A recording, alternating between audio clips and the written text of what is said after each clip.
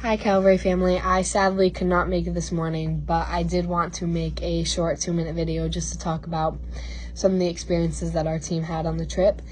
First, I wanted to thank everyone for all the donations and prayers that you guys supported us with on this trip, because it definitely would have not been possible without it. The Lord was definitely with us on this trip. I really do feel called to these indigenous areas and tribes, and a lot of stuff happened on this trip that would have not been possible if it was not the Lord's will. I wanted to share a short story from one of the villages. I think it was the second village that we were at. It was nighttime and we were doing a service, and after all the stories were over and Amber had shared her testimony, which really was powerful, they did an altar call. And there was a lot of people up there, a lot of tears, a lot of deliverance, but there was a certain little girl, and I really felt called to go and pray for her.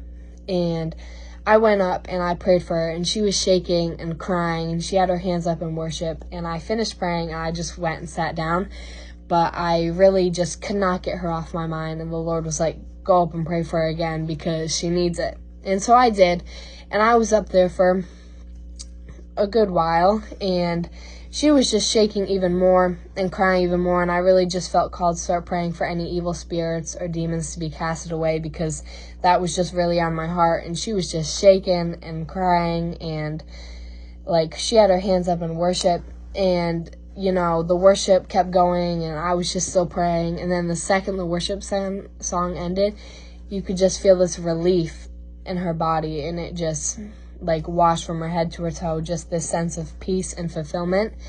And I just felt so joyful for this little girl, because I have no clue what her life is like, and we don't even speak the same language, and you could just feel this joy. And she just turned around and she was just crying, but it was a different sort of tears. It was like happiness, and we just started hugging, and we were up there for a good 3 minutes hugging, and everyone had sat back down, and she just was like telling me she loves me.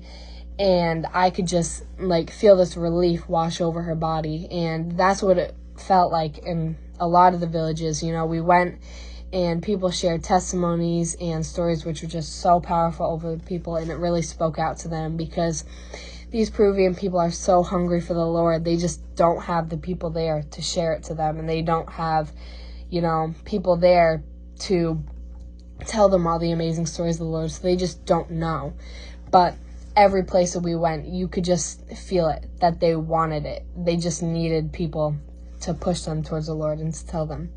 So I thank you for listening, and I pray that I would ask that you guys just continue to pray for the Peruvian people, because they really need it. And I hope you guys have an amazing Sunday, and I'm very sad I cannot be there this morning.